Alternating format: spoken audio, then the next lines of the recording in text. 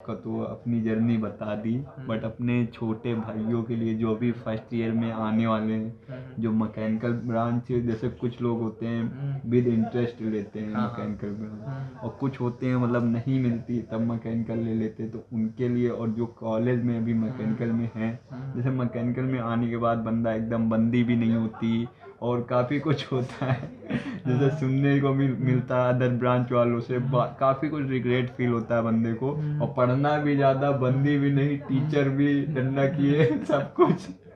तो उनके लिए मतलब क्या गाइडेंस, क्या मतलब कहना चाहेंगे, कैसे प्रिपेयर करें?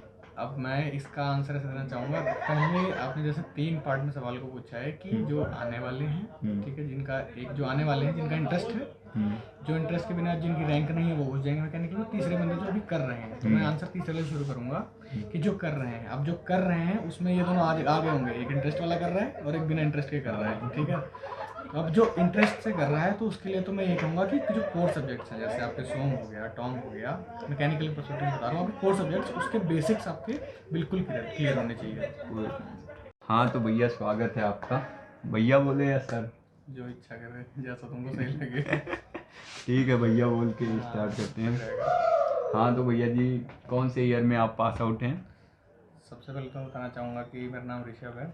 मैंने 2016 में यहाँ पे मैकेनिकल में एडमिशन लिया था जे मेंस के थ्रू। उसके बाद 2020 में पास आउट हुआ मैं। अच्छा। हाँ। तो 2020 में पास आउट होने के बाद मैकेनिकल डिग्री जब फर्स्ट ईयर में आप आए, तो पहले तो यहाँ पीयू मीट वगैरह का सीन नहीं था। नहीं।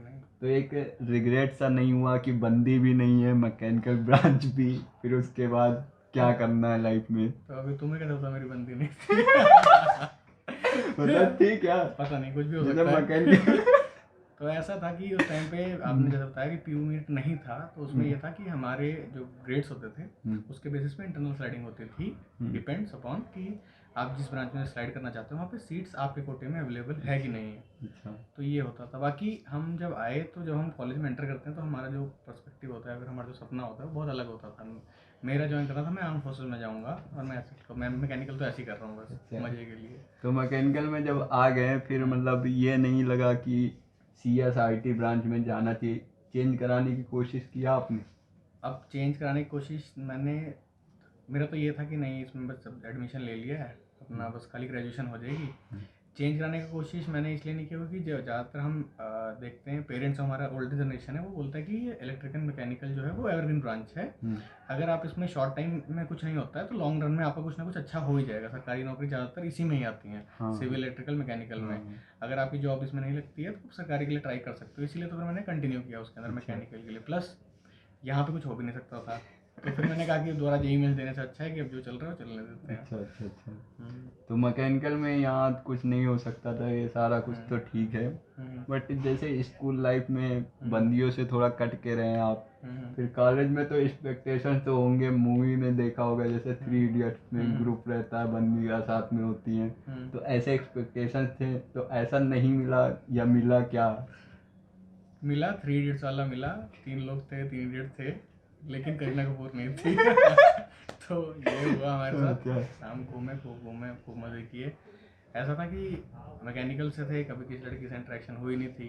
अच्छा। तो बस ये था कहाँ दूर से देख लिए और बस ऐसे मज़े कर लिए, आपस में बातचीतें कर ली। बाकी ये तो रहा कि हाँ, अगर CSE में होते तो ज़्यादा लड़कियाँ मुझसे बातचीत होती और करीना कपूर मिल जाती। हाँ। अच्छा, फिर उसके बाद जैसे आफ्टर बीटेक क्या प्लेसमेंट वगैरह में बैठे थे कि नहीं? असल में 2020 में यहाँ पे 2 कंपनी आई थी। एक हमारी इंटरनेशनल ट्रैक्टर लिमिटेड, जो कि सोनालिका है, होशियारपुर में बेस्ड है वो। दूसरी आई थी इंडो फार्म, वो बद्दी के लिए आई थी, मतलब बद्दी प्लांट के लिए आई थी। तो हमारा जो ITL था उसने हमारा कंडीशन रखा था कि जो लोकल है यहाँ पे हम उन्हीं को प्रेफर करेंगे। तो फिर हमने सोचा कि नहीं, अगर लोकल को प्रेफर करेंगे फिर क्या ही हो सकता है। तो हमारा रिज्यूमे आगे सिलेक्ट ही नहीं हुआ। अच्छा। इंडो फार्म में उन्होंने हमारे को सेल्स के लिए ऑफ़र किया था और सैलरी बहुत कम ऑफ़र कर रहे थे, तो इसीलिए हमने सोचा कि ड्रॉप करते हैं। मतलब मेरा वो टेलीफोन इंटरव्यू हुआ भी था, सिलेक्शन भी हो गया था, लेकिन मैंने ही मना कर दिया कि नहीं, मैं सेल्स में नहीं जाऊँगा। तो ये हुआ था। तो यहाँ पे मतलब 2 कंपनी आई थी सिर्फ, ये हुआ था प्लेसमेंट बेसिस का। बाकी हमको इन्फोसिस में अलाउ किया गया था, एक जारू एजुकेशन आई थी उसमें भी किया, जो कि नॉन कोर कंपनी थी हमारे लिए, लेकिन हमको अलाउ किया गया था बैठने के लिए। तो इन टोटल हमको 4 कंपनीज में बैठने का मौका मिला था मैकेनिकल से। अच्छा, हाँ। तो जैसे प्लेसमेंट नहीं लिया आपने, उससे पहले कोई मतलब माइंड में कुछ था कि गवर्नमेंट जॉब में जाना है, प्लेसमेंट नहीं लेना या हायर स्टडीज़ करना, उससे पहले कुछ सोच रखा था आपने? नहीं, मेरा ये था कि जैसे मैंने जब ज्वाइन किया तो एनडीए का मैं ट्राई करता था, तो एनडीए मेरा नहीं हो रहा था, तो मैंने सेकेंड ईयर तक ट्राई किया। एक बार जब नहीं हुआ तो फिर मैंने इंटरेक्ट किया सीनियर्स के साथ कि क्या करना चाहिए मैकेनिकल में होके। अब कोर तो छोड़ नहीं सकता, 2 साल पढ़ाई कर ली है मैंने। तो उन्होंने बोला कि अगर आप कोर में ही रह रहे हो तो एनडीए आपका चलता रहेगा, आप उसके बाद सीडीएस भी दे सकते हो, उसके बाद दूसरा एफकैट एग्जाम भी दे सकते हो, लेकिन अगर आप गेट की तैयारी कर लोगे तो आपका ये सही हो जाएगा। तो हमने ये क्या किया कि थर्ड ईयर से, क्योंकि सेकेंड ईयर में हमारे सब्जेक्ट्स इतने नहीं होते हैं, तो हमने थर्ड ईयर में ये क्या किया कि थर्ड ईयर में हमारी मोस्ट ऑफ द सब्जेक्ट्स जो होंगे हम पढ़ चुके होंगे, थर्ड ईयर फोर्थ ईयर में हम गेट की तैयारी करेंगे। तो फिर हमने ऐसा किया कि यहाँ से पास में 40 किलोमीटर पे जलंधर में बस स्टैंड के पास कोचिंग है, तो हम वहाँ पे वीकेंड्स पे जाया करते थे पढ़ने के लिए। अच्छा अच्छा। तो हमने थर्ड ईयर में ये पूरा तैयारी करने की कोशिश करी थी कि हम करेंगे कि ऐसे ऐसे हम गेट की प्रिपरेशन करेंगे, अब हम गेट क्लियर करेंगे क्योंकि यहाँ पे जॉब तो मिलने नहीं वाली है। तो जैसे थर्ड ईयर में आपने गेट स्टार्ट किया, थर्ड ईयर में आपने एग्ज़ाम दिया था गेट का या नहीं? नहीं, उस टाइम पे हमारे थर्ड ईयर में अलाउड नहीं था कि हम गेट का एग्ज़ाम देना। हम अच्छा, फोर्थ ईयर में जब होंगे अच्छा, तब तब हम allowed दे नहीं। सकते हैं। वो अच्छा। थर्ड ईयर वाला हमारे बाद शुरू हुआ। अच्छा अच्छा। तो जैसे आपने गेट का एग्ज़ाम प्रिपरेशन भी स्टार्ट कर दिया और मैकेनिकल ईसी जैसे ब्रांच में मतलब एक एकेडमिक लोड भी होता है, कोर सब्जेक्ट भी होते हैं, तो उसको कैसे हैंडल किया आपने? असल में ऐसा है कि जैसे मैंने बताया कि हम वीकेंड्स पे जाते थे, तो हम पहले 1 से लेके 5 दिन मतलब मंडे टू फ्राइडे हमने यहाँ पे काम किया, जो भी किया हमें असाइनमेंट था जो था सब हुआ। वीकेंड में हम वहाँ चले जाते थे। प्लस पॉइंट ये होता था कि जो हमको पढ़ाया जा रहा था वहाँ पे सब्जेक्ट्स तो वही थे यहाँ पे भी, तो इन शॉर्ट हम वहाँ जो पढ़ते थे वही चीज़ यहाँ पे हमको यूज़ हो जाती थी। तो वो एक चीज़ हो जाती थी। हमको प्रॉब्लम तब होती थी जब एमएसटी या असाइनमेंट कोई सबमिट करनी हो। अच्छा तो हमको ज़्यादा मेहनत करनी पड़ती थी, हमको पहले से प्लान करना पड़ता था कि हाँ इस वीकेंड पे हमको वहाँ जाना है, तो इससे पहले ही हम असाइनमेंट कर लेते हैं या फिर हम उसके बाद कभी असाइनमेंट करेंगे, तो उस हिसाब से हम प्लान करके फिर चलते थे। तो हमको इस तरह प्लान करना पड़ता था। तो थोड़ी दिक्कतें होती थी लेकिन हो जाता था किसी ना किसी तरह। अच्छा अच्छा। जैसे कॉलेज वाले जो स्टूडेंट्स होते हैं साथ वाले, मान लीजिए असाइनमेंट नहीं बना, टीचर खड़ा किया या आपको टीचर बोला क्यों असाइनमेंट नहीं बना, तो स्टूडेंट जो साथी लोग थे आपके ये नहीं कहते थे भैया भाई ये गेट की तैयारी कर रहा है, सर ये गेट की तैयारी कर रहा है?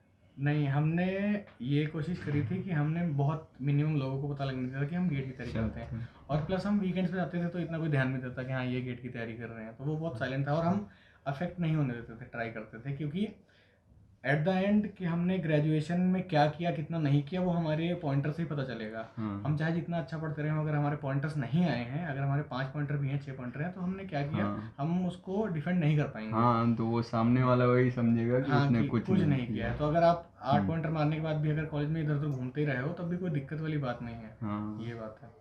बाकी आपकी जर्नी तो काफ़ी कुछ मतलब छिपा के रख के मतलब बताया नहीं, शो नहीं होने दिया, एट द एंड बाद में शो होने दिया। जैसे अजय ओझा सर का वो है कि मेहनत करते रहो, कोई पूछे क्या करने जा रहे हो, ऐसे जा रहे हैं घूमने, लड़की देखने जा रहे हैं कोचिंग, वही अपनाया।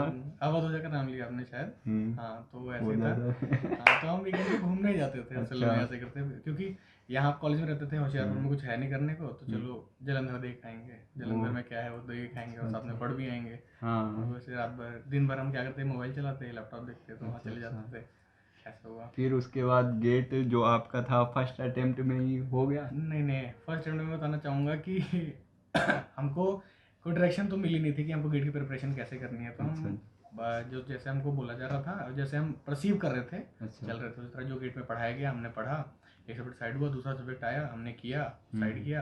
कभी हमने सेल्फ स्टडी नहीं करने की कोशिश करी। अच्छा। और इस वजह से हमारे जो पीछे सब्जेक्ट पाइलअप हो रहे थे वो भी हम भूलते चले गए। तो एट द एंड जब मैं 2020 में पहली बार गेट दिया, जब हम फोर्थ ईयर में थे, तो मेरे 11 नंबर आए। अच्छा। तो फिर मैं कहा यार हमने इतनी मेहनत करी, हम वीकेंड हमने इतने सारे वेस्ट कर दिए, हमने इतनी फिल्म भी नहीं देखी और उसके बाद भी 11 नंबर ही आ रहे हैं, ये क्या दिक्कत है। फिर उसके बाद कहा कि अगले साल ट्राई करेंगे, और तब तक हमारा इंटर्नशिप आ गया, तो हम इंटर्नशिप में बिजी हो गए। उसके बाद फिर मैं इंटर्नशिप में चला गया था और मैं मोहाली में इंटर्नशिप कर रहा था, तो उसी बीच में अपना कोरोना आ गया अप्रैल में और हम घर वापस चले गए। अच्छा, मतलब एक मोटिवेशन, जैसे प्लेसमेंट नहीं लगती है, एक बंदा अंदर से थोड़ा वो होता है कि 4 साल हमने दिया कॉलेज को, अभी मेरे हाथ में कुछ नहीं है, तो बट उस टाइम कोविड आ गया था, तो इसीलिए एक थोड़ा मतलब शांति, मतलब हाँ, एक तरह से कि हाँ कि अब तो हम क्या ही कर सकते हैं, अब तो कोरोना आ गया है, हम क्या कर सकते हैं। तो बहुत सारे मतलब हमने फॉल बैक देखे थे कि हाँ एनडीए नहीं निकला, उसके बाद हमारे लिए कंपनी भी नहीं आती है, गवर्नमेंट एग्जाम्स के लिए अप्लाई किया मैंने, उस टाइम पे डीएमआरसी का एग्ज़ाम निकला था, वो भी मेरा रह गया था, मतलब 5-6 नंबर से रह गया था। तो उसका मतलब कि एक मतलब कोई भी एग्ज़ाम क्लियर ही नहीं हो रहा था, हम जिधर भी सर मारते थे कुछ हो ही नहीं रहा था। हाँ, तो होता है लाइफ में बहुतों के साथ, मतलब जब कुछ अच्छा मिलने को होता है ना, तो मतलब चीज़ें फेलियर्स मिलती हैं इंसान को। तो उस टाइम पे ऐसे चल रहा था, तो हम काट रहे थे, फिर कोरोना हुआ तो हम घर चले गए।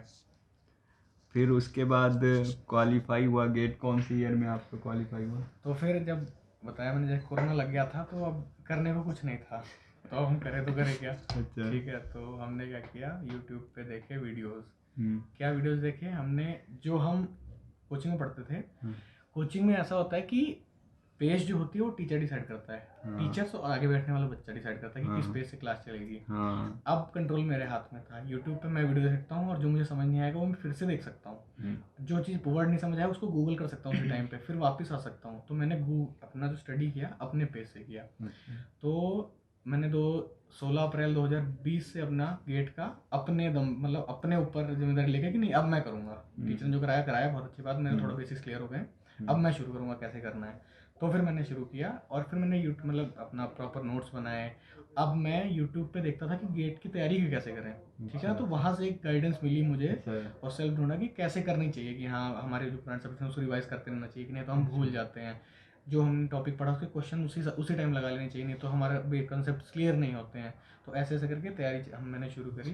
आपने एक फाइनल, मतलब कोरोना अब लॉकडाउन लग गया, तो फाइनल एकदम शेड्यूल बना लिया कि अब तैयारी करनी है। हाँ, तो उस टाइम पे करने कुछ था भी नहीं, और दूसरा कुछ करते तो उसका प्रोडक्टिविटी मतलब कोई वो प्रोडक्टिव नहीं होता।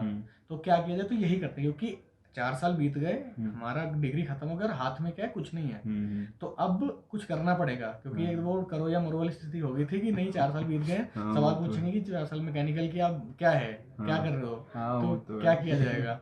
ये सबके साथ आएगा कि जो नहीं अगर प्लेस होगा तो उसके साथ ये फेस होगा ही होगा। फिर उसके बाद जैसे आपने, मतलब कौन सी ईयर में आपका क्वालिफाई हुआ गेट? तो मैं बता रहा था कि जैसे फिर मैंने तैयारी शुरू करी, फिर मेरा अगस्त 2020 तक सिलेबस खत्म हो चुका था, मेरे सारे नोट्स बन चुके थे, और मैंने सब्जेक्ट वाइज वेट के प्रीवियस क्वेश्चन लगा चुका था। अब ये था कि अब मेरा इंडिविजुअल मॉड्यूल तैयार है, मतलब सब्जेक्ट्स इंडिविजुअली मेरे तैयार हैं, अब उनको एक साथ लेके आना है, मतलब एक साथ पढ़ना है। तो मैंने एक साथ उसके क्वेश्चन लगाने शुरू किए। अब मैं प्रैक्टिस टेस्ट देना शुरू कर दिया, तो और मैंने गेट के क्वेश्चन दोबारा लगाए, और फिर शॉर्ट नोट बनाया, उसका रिवाइज किया। तो ऐसे करके फिर मेरा ये दिसंबर तक ये सब चला, दिसंबर 2020 तक। उसके बाद फिर मैंने टेस्ट सीरीज लगाना शुरू किया, मेरी नहीं सॉरी एस अकेडमी का टेस्ट सीरीज वगैरह लगाना शुरू, दिसंबर और जनवरी यही सब किया मैंने। और फिर फरवरी में 14 फरवरी को जब मेरा एग्जाम हुआ, 14 फरवरी जो कि जानते हैं मैकेनिकल वाले का उस दिन एग्जाम था, तो मैं वैलेंटाइन डे मनाने गया। तो बंदी थी कि नहीं? नहीं, एग्जाम को ही सब मान लिया। हाँ, तो फिर अब जब मैं वैलेंटाइन डे मनाने गया, तो उस दिन वैलेंटाइन डे मनाया, और 23 मार्च को मेरा रिजल्ट आया। तो जहाँ तक मुझे याद है 23 मार्च की डेट थी, तो मैं गेट क्लियर कर चुका था, और अब मेरे 4 गुना नंबर आए थे, पिछली बार से मेरे 44 नंबर थे। तो एक वो सेंस ऑफ अचीवमेंट भी आई कि नहीं अब मैंने अपने दम से किया, तो ये आ गया। तब अब ख्याल आया मेरे दिमाग में कि जब मैं एक साल में 44 ला सकता हूँ इतना बढ़ा के, तो मैं और अगर करूँगा तो ज़्यादा आ जाएंगे। लेकिन अब ये था कि नहीं, अब घर पर रुक भी नहीं सकते हैं, ठीक है, तो करे क्या। फिर गेट स्कॉलरशिप का लालच आ गया कि अब एडमिशन ले लेते हैं, महीने के 12,400 आएंगे, फिर तैयारी कर लेंगे। अच्छा, गेट स्कॉलरशिप भी मिलती है क्वालिफाई होने के बाद, कॉलेज लेने के बाद, या मतलब कॉलेज अगर आप ले लेते हैं तो स्कॉलरशिप मिलती है आपको हर महीने, ठीक है। तो ये बहुत अच्छी चीज़ बताई आपने। ये नहीं पता था। तो ऐसा था कि अगर आप गेट क्लियर करते हैं, एडमिशन लेते हैं, तो आपको AICTE हर महीने 12,400 रुपये देगा, जो कि आपका होगा 400 रुपये पर डे के हिसाब से, 30 × 400 12,400, तो ऐसे आपको 12,400 महीने का आता है। मैं सोचा कि अगर एडमिशन ले लेता हूँ, 12,400 आएगा, वो मेरा खर्चा निकल जाएगा, तो एक तरह से मेरा जो एमटेक की पढ़ाई होगी वो मतलब 0-0 हो जाएगी, बैलेंस आउट हो जाएगी, जितना लगाऊंगा उतना निकल आएगा। तो प्रेशर नहीं आएगा, फाइनेंशियल प्रेशर नहीं आएगा। मैं किसी मतलब जैसे बोलते हैं ना कि पेरेंट्स ने 4 साल दिए, अब मैं क्या कर सकता हूँ, तो मैं ये कर सकता हूँ कि अब आगे की जो पढ़ाई है उसको मैं पैसे ज़्यादा उसमें यूज़ ना हो, मैं ये कर सकता हूँ। तो मैंने एडमिशन ले लिया, पैक चंडीगढ़ में एडमिशन लिया मैकेनिकल में ही, क्योंकि अब कोर में ही आगे बढ़ना था। मैंने और भी बहुत सारे पढ़े थे, NIT वारंगल वगैरह भी, NIT कैलीकट भी, लेकिन वो वैसे भी वो बहुत हाई उस पर मिलते हैं, तो वो नहीं मिल पाया। तो यहाँ पे मुझे फर्स्ट राउंड में मिल गया था पैक, और घर के पास भी था, तो मैंने उसमें एडमिशन ले लिया। तो 1 सितंबर 2021 को हमारा फर्स्ट डे था, और हम वहाँ से पढ़ाई मैंने शुरू कर दी मैकेनिकल की। तो जैसे PU से पैक में क्या पैक की कैंपस लाइफ क्या थी? अगर मैं बोलूँ तो PU RC होशियारपुर और पैक की बहुत ज़्यादा अंतर है, माहौल में बहुत ज़्यादा फ़र्क है। वहाँ पे बहुत डायनामिक चीज़ें हैं, वहाँ पे बहुत सारे एंगल कवर होते हैं। आप अगर जब वहाँ पे बच्चों का माइंडसेट भी देखेंगे तो वो बहुत आगे की सोचते हैं, मतलब बहुत बड़ा सोचते हैं, ऐसा कुछ छोटा नहीं सोचते। उनको करना है तो कुछ बड़ा ही करना है, और वहाँ पे रिसोर्सेज भी अवेलेबल हैं, और वहाँ पे अगर आप कुछ करना चाहो तो हो भी जाएगा, क्योंकि वहाँ पे सब कुछ संसाधन भी है, वहाँ पे सब टीचर्स भी हैं, लाइब्रेरी भी है, लैब्स भी हैं, जो चाहिए आपको सब मिलेगा वहाँ पे। और एलुमनाई का नेटवर्क बहुत स्ट्रांग है, ये बात है वहाँ पे। और एक और बात है कि अपेक्स से यहाँ से मैं गया था PU से, तो फिर यहाँ पे ऐसा था कि क्लास लगाई जब मन किया लगाई, जब मन किया पढ़े, नहीं पढ़े, कोई क्लब ज्वाइन किया नहीं किया। तो ये था कि अब जो 4 साल मैंने गलती करी है, वहाँ पे जाके ये गलती नहीं करनी है। तो वहाँ पे जितना हो सकता था, जितने लोगों से बात कर सकता था, जितने लोगों से इंटरेक्ट कर सकता था, जितनी चीज़ों में जा सकता था, सब किया। मतलब कि कॉलेज लाइफ दोबारा मिली थी, अब वो दोबारा जिया, और फुल पावर जिया कि हाँ वो वाला कोई रिग्रेट ना रह जाए। तो वो किया, वो चीज़ तो भैया दिख रही है आज, मतलब इंटरेक्शन जो इंटरेक्ट किए आज इस वीडियो में शो हो रहा है, नहीं इंटरेक्ट नहीं किए होते तो ऐसे तो इतनी ज़्यादा वो नहीं होगा। बट ये बताइए, जब पैक से आप MTech कर रहे थे तो बैच में कितने स्टूडेंट्स थे? मेरे पूरे MTech में असल में 104 बच्चे आए थे, जिसमें मैकेनिकल में हमारे 10 बच्चे आए थे। उसके अंदर जो गेट से थे वो अराउंड 6 बच्चे थे, और पैक अपना खुद का एग्ज़ाम भी लेता है। जो मतलब रेशियो क्या था गर्ल्स वर्सेस बॉय? मैकेनिकल में हूँ मैं वहाँ भी यही थी? तो वहाँ पे ये सब, एक लेकिन भी थी कि हाँ, एक भी बंदी थी? एक भी नहीं थी। मतलब गेट पे भी नहीं मिला, कॉलेज में भी नहीं मिला, और स्कूल में थी? अब वो तो पुरानी बात है। तो अब मैं ये कहना चाहूँगा, जैसे मैंने बोला ना कि जो अपना होशियारपुर में जो गलती करी थी, होशियारपुर में क्या था कि मैकेनिकल में लड़कियाँ नहीं थी, BSc में तो थी, तो जाके हम वहाँ से बातचीत कर सकते थे।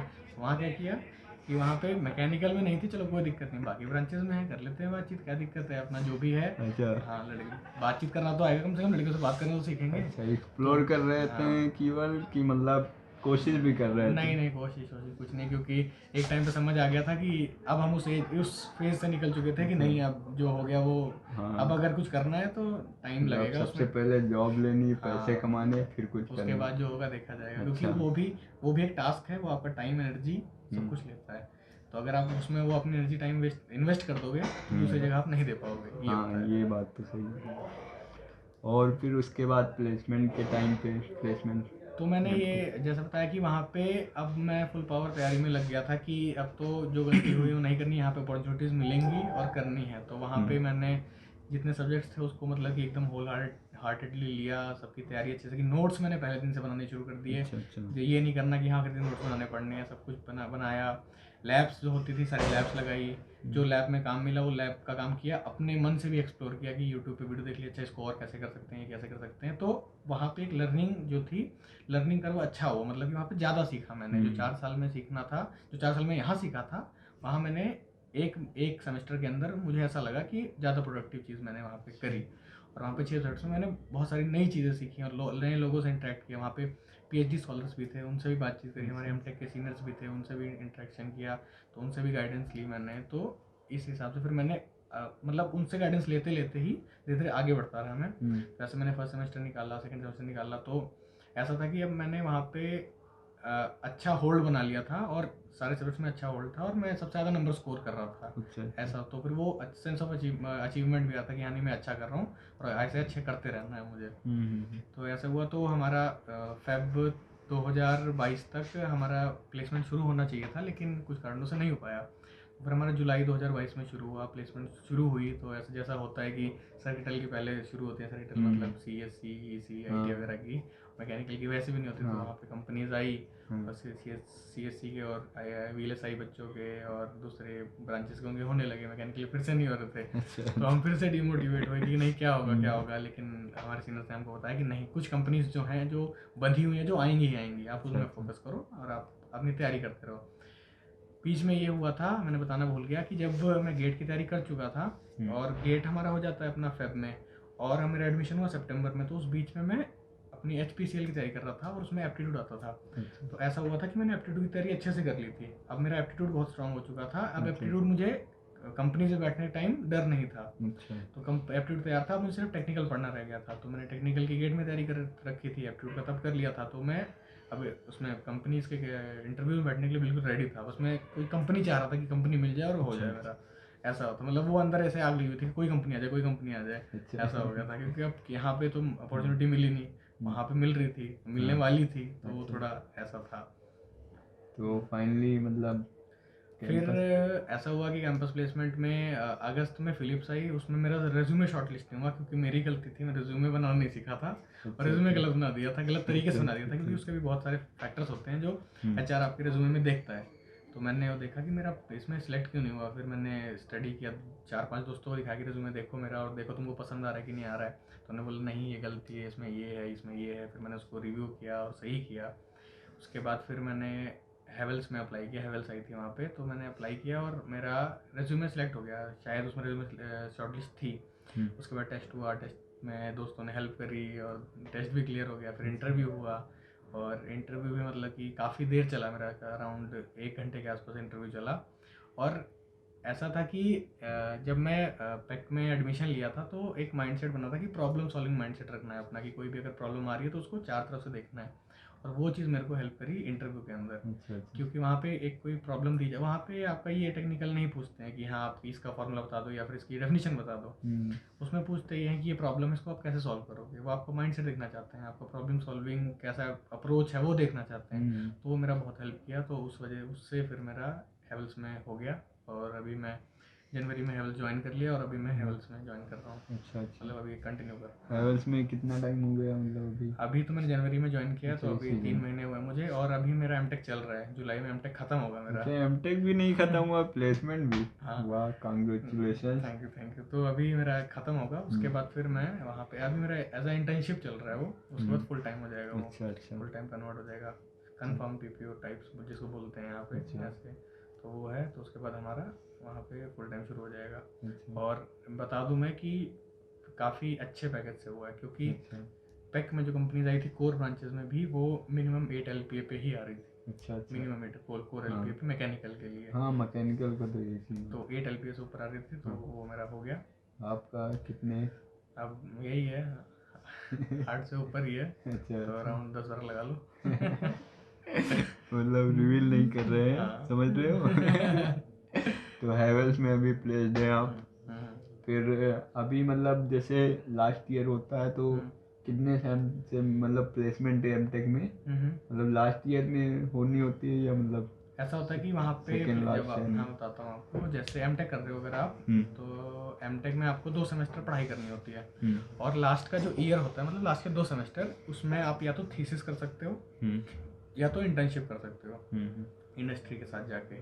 तो वो होता है कि अब उसके लिए आपकी, जैसे ही आपका ख़त्म हो दिसंबर में, आपका जुलाई में ख़त्म होगा, तो जुलाई ख़त्म होने के बाद सेकंड सेमेस्टर अगस्त में आपको इंटर्नशिप जाना है। तो आपका कब शुरू होना चाहिए? जनवरी-फरवरी में शुरू हो जाना चाहिए था, ताकि आप उस टाइम पे जा सको। इंटरव्यू वगैरह प्रोसीजर वगैरह शुरू होना चाहिए। तो ऐसा शुरू हो कॉलेजेस में जनवरी-फरवरी में शुरू हो जाता है।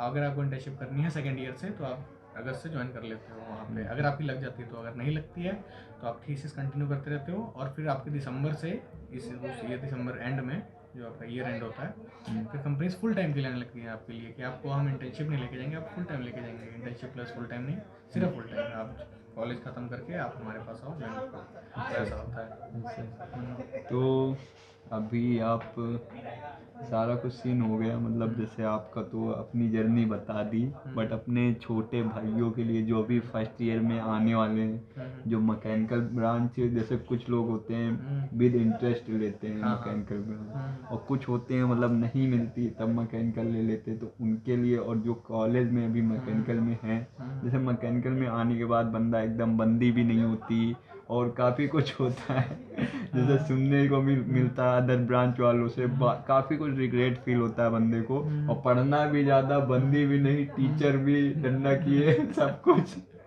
तो उनके लिए मतलब क्या गाइडेंस, क्या मतलब कहना चाहेंगे, कैसे प्रिपेयर करें? अब मैं इसका आंसर ऐसे देना चाहूँगा। पहले आपने जैसे 3 पार्ट में सवाल को पूछा है कि जो आने वाले हैं, ठीक है, जिनका एक जो आने वाले हैं जिनका इंटरेस्ट है, जो इंटरेस्ट के बिना जिनकी रैंक नहीं है वो घुस जाएंगे मैकेनिकल में। तीसरे बंदे जो अभी कर रहे हैं, तो मैं आंसर तीसरे से शुरू करूँगा कि जो कर रहे हैं। अब जो कर रहे हैं उसमें ये दोनों आगे होंगे, एक इंटरेस्ट वाला कर रहा है और एक बिना इंटरेस्ट के कर रहा है, ठीक है। अब जो इंटरेस्ट से कर रहा है तो उसके लिए तो मैं ये कहूँगा कि जो कोर सब्जेक्ट्स हैं, जैसे आपके सोम हो गया, टॉम हो गया, मैकेनिकल परस्पेक्टिव बता रहा हूँ, आपके कोर सब्जेक्ट्स उसके बेसिक्स आपके बिल्कुल क्लियर होने चाहिए।